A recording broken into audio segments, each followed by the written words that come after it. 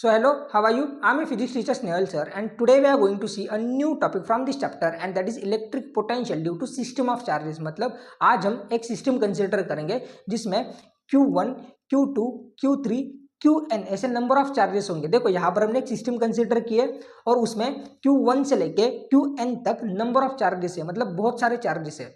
और आज हम क्या करने वाले हैं, तो इस सिस्टम ऑफ चार्जेस की वजह से इस पर्टिकुलर पॉइंट P पर जो पोटेंशियल होगा वो हम कैलकुलेट करेंगे। तो ठीक है, let's start our class by recalling the previous lecture. So in our previous lectures we have studied about potential. मतलब लास्ट कुछ लेक्चर्स में हमने क्या किया था, तो पोटेंशियल की बात की थी। और पोटेंशियल क्या होता है, तो potential is the negative work done required to bring a unit positive charge from infinity to given point is called as a potential. इसका मतलब क्या, तो इस टेस्ट चार्ज को, that is unit positive charge को इन्फिनिटी से point P तक लाने के लिए जो आप वर्क करते हो, जो आप काम करते हो, उसी को हम क्या बोलते हैं, पोटेंशियल बोलते हैं। अब देखो यहाँ पर आपको काम क्यों करना पड़ता है, तो ये जो चार्ज है जो यहाँ पर आपने प्लेस किया है वो प्लस क्यू चार्ज है, और ये जो टेस्ट चार्ज होता है जिसको हम यूनिट पॉजिटिव चार्ज बोलते हैं वो भी प्लस ही होता है। अब ये क्यू नॉट ये अपने आप यहाँ पे नहीं आ सकता इस पॉइंट P पर। तो क्यों नहीं आ सकता, क्योंकि ये प्लस चार्ज है और ये भी प्लस चार्ज है। और आपको पता होगा कि अगर दोनों चार्जेस प्लस है, मतलब लाइक चार्जेस है,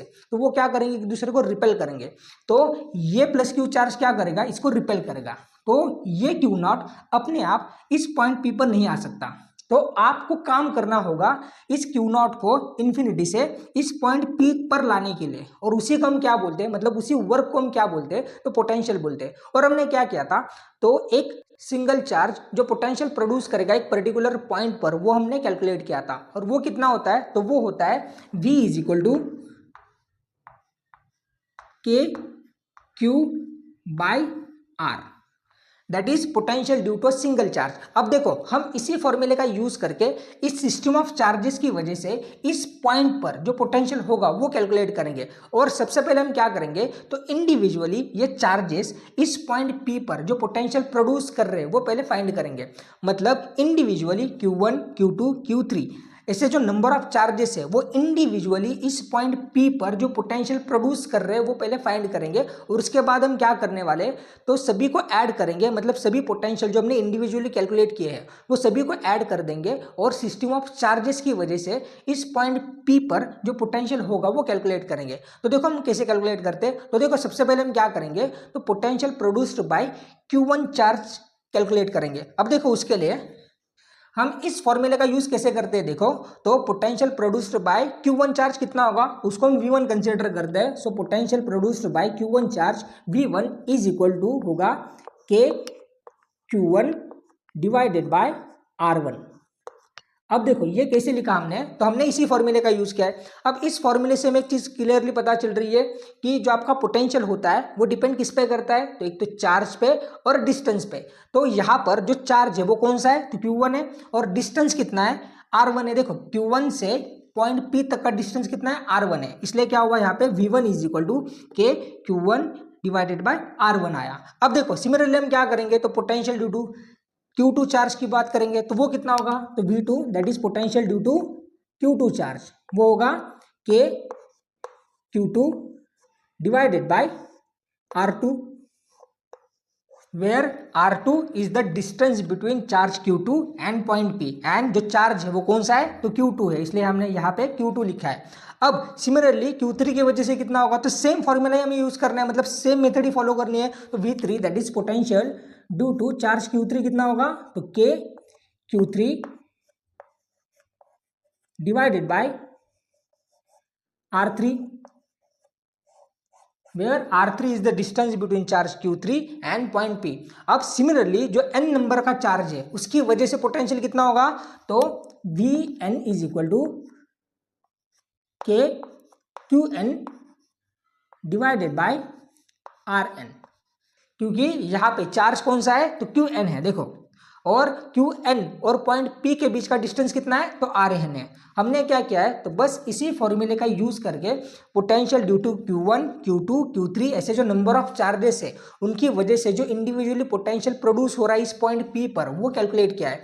अब देखो हमें क्या करना है, तो बस इन पोटेंशियल को ऐड करना है। तो हमें क्या मिलेगा, तो potential due to system of charges. तो देखो तो V is equal to V1 plus V2 plus V3 plus जितने भी चार्जेस आपके सिस्टम में हैं, दैट इज प्लस Vn।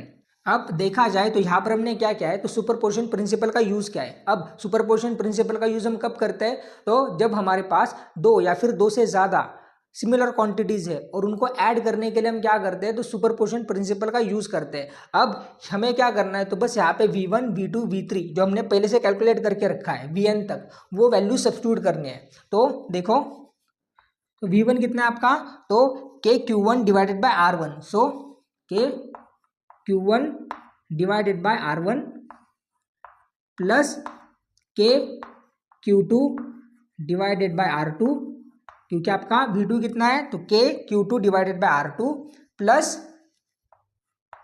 के Q3 divided by R3 plus Vn कितना है, तो के Qn डिवाइडेड बाय Rn। अब इसमें से ये जो के जो सभी में है वो क्या होगा, कॉमन बाहर आएगा।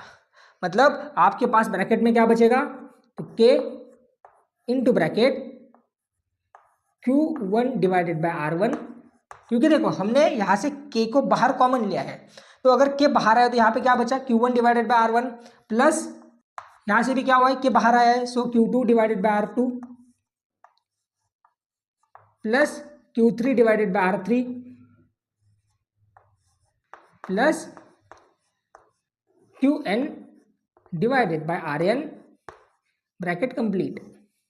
और अब हम क्या करेंगे, तो बस समेशन का यूज करेंगे। सो देखो, सो V इज इक्वल टू के, क्योंकि के कॉमन बाहर लिया आपने, समेशन ओवर